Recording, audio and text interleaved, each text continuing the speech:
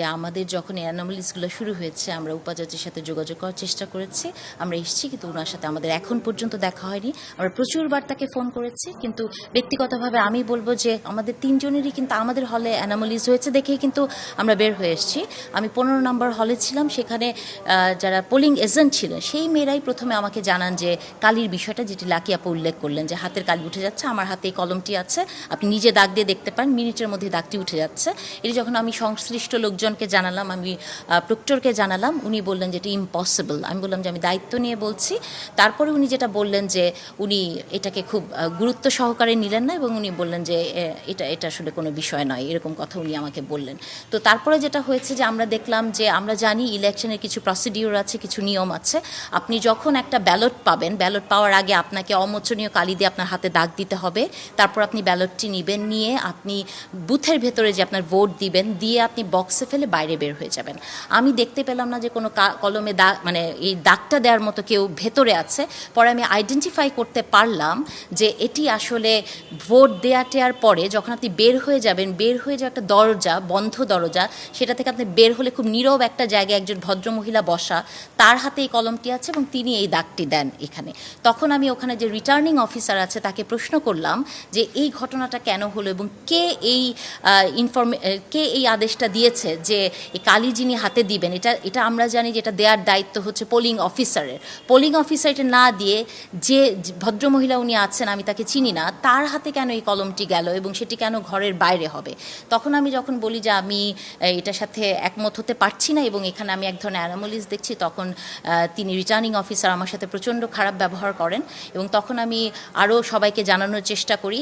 সেই মুহূর্তে আমি তেমন কাউকে পাইনি, কিন্তু পরবর্তীতে যারা এসেছেন বেশিরভাগই এটাকে খুব সিরিয়াসলি নিচ্ছিল না। এবং আমারই ওই হলে, আমি দায়িত্ব নিয়ে বলছি, আপনার একটা ভিডিও দেখবেন, সেখানে একটা ব্যালট পেপার পাওয়া গেছে একটা বুথের ভেতরে, সেই ব্যালট পেপারটি ছিল। এবং আমি নিজে যেটা দেখেছি সেটি হচ্ছে যে একটা মেয়ে, তাকে ব্যালট দেওয়া হয়েছে উইদাউট সিগনেচারে, এবং সেই মেয়েটি বুথের ভেতর যাওয়ার পর সেই রিটার্নিং অফিসার হলের একজন কর্মচারীকে দিয়ে সেই মেয়েটিকে বুথের ভেতর থেকে, সে তখন ভোট দিচ্ছিল, তাকে বের করে আনার চেষ্টা করেছে। তখন আমি বলেছি যে এটা কোনোভাবেই হতে পারে না, এটাকে কোনো না কোনোভাবে আপনাদেরকে বন্ধ করতে হবে। যেহেতু আমরা শিক্ষক, আমরা বের হয়ে এসেছি এবং আমি মনে করি যে এটা একটা রিফ্লেকশন আমাদের জুলাইয়ের স্পিরিটের, যে আমরা জুলাই কিন্তু এগুলোর বিরুদ্ধেই কথা বলেছি। তাহলে সেটি যদি এক বছর যেতে না যেতে চলতে থাকে, এই ইঞ্জিনিয়ারিং হয় ইলেকশনের, আমরা সেটার বিরুদ্ধে প্রতিবাদ জানাই এবং আমরা বিশ্বাস করি যে প্রশাসন এগুলোর বিরুদ্ধে ব্যবস্থা নেবে। নির্বাচন কমিশন যে ভুলগুলো করেছেন, এবং আপনি দেখেন এই দাগ দেওয়াটা, এটা তো অনেক বড় একটা ভুল, সেগুলো স্বীকার করে তারা আরেকটি পদক্ষেপ নেবেন এবং দরকার হলে এই ইলেকশনকে তারা স্থগিত করে পরবর্তীতে আরেকটি ইলেকশন দিবে। কারণ আমরা মনে করি একটা ভোটও বাংলাদেশে আর কোনো দিন জাল ভোট পড়বে না, এটা আমাদের প্রত্যাশা। আমরা দেখছি অনেক জায়গাতেই আসলে ইলেকশন কমিশন আসলে ব্যর্থ। এবং দেখেন আজকের যে ঘটনাগুলি দেখলাম, যে আমি জাহানারা ইমাম হলের মনিটরিং সেলের একজন সদস্য ছিলাম, সেখানে গিয়ে দেখলাম যে মার্কারটা দিয়ে দাগ দেওয়া হচ্ছে, সেই মার্কারটা আসলে দেখা যায় টেম্পোরারি একটা মার্কার, হ্যাঁ, কালি উঠে যায়। সে অবাক হয়ে গেলাম এবং আমি ইলেকশন কমিশনের একজন সদস্যকে আমি কল করলাম, উনি কল ধরলেন না। এবং আবার যখন কল করলাম অনেক পরে, তখন তিনি কল ধরলেন, ধরে বললেন যে 2টা মার্কার কি কিনে নেওয়া যায় না, 2টা মার্কার কিনতে আর কয় টাকা লাগে। দেখেন এই যে দায়িত্ব জ্ঞানহীনতার যে উত্তর, এইটাতে আসলে আমি বিস্মিত হয়েছি। তার মানে মনে হয়েছে যে এটা আসলে একটা সাজানো নাটক চলছে। তো এরপরে দেখেন যে আমি জাহানারা ইমাম হলে ছিলাম, সেখানে দেখি নতুন নতুন ভোটার বানিয়ে সেখানে ভোট দেওয়ানো হচ্ছে। এটা কিভাবে সম্ভব? তার মানে হলো যে ভোটার লিস্টটা করা হয়েছে সেটাও আসলে সমস্ত শিক্ষার্থীদের আসলে সেখানে ইনক্লুড করা হয়নি।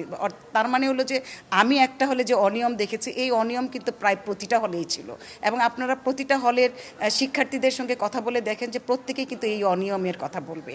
আরেকটা ব্যাপার দেখেন যে অতিরিক্ত ব্যালট পেপার যে ছাপানো হয়েছে, সেটার উত্তরটা কিন্তু আমরা কিন্তু যে উপাচার্য শিক্ষা যিনি আছেন তার মুখ থেকে কিন্তু আমরা শুনেছি যে ফজিলাতুন্নেসা হলে উনি গিয়ে সেটা বলেছেন যে অতিরিক্ত যেগুলি আছে সেই ব্যালট পেপারগুলি ছিঁড়ে ফেলার জন্যে।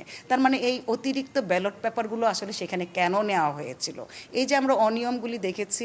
তারপরে দেখেন যে একটা বিশেষ দলকে কোনো হলে ঢুকতে দেওয়া হয়েছে, আবার দেখা যায় অন্য কোনো দলের কোনো শিক্ষার্থীদের দেখলে আবার প্রশাসক বা প্রশাসনিক দায়িত্বে যারা আছেন তারা খেপে গিয়েছে। তো এই যে অনিয়মগুলি চলছে, এ থেকে আমার মনে হয়েছে হয়েছে যে এই যে সাজানো নাটকটা আসলে এখানে চলছে। দেখেন, আমি জাহাঙ্গীরনগর বিশ্ববিদ্যালয়ের যখন শিক্ষার্থী ছিলাম তখন অন্যায়ের প্রতিবাদ করেছি, এখন যখন থেকে আমি শিক্ষক নিয়োগপ্রাপ্ত হয়েছি তখন থেকে যে কোনো অন্যায্য আন্দোলনের সাথে আমি ছিলাম এবং যে কোনো অন্যায়ের বিরুদ্ধে আমি দাঁড়িয়েছি শিক্ষার্থীদের সঙ্গে, শিক্ষার্থীদেরকে সাথে নিয়ে। এবং আজকেও যেটা দেখলাম আমার মনে হয়েছে যে একটা অন্যায় চলছে শিক্ষার্থীদের সঙ্গে এবং এক ধরনের নাটক চলছে। কাজে এই নাটকটাকে আমি আসলে মেনে নিতে পারিনি। সেই জায়গা থেকে আমার মনে হয়েছে যে এইখানে আসলে আমি যে দায়িত্বটা পালন করছি সেই দায়িত্ব পালন করে আর কী করব, সেই জায়গা থেকে আমি নিজেকে উইথড্র করে নিয়ে এসেছি। মনে হয়েছে যে এখানে আর আমাকে মানায় না।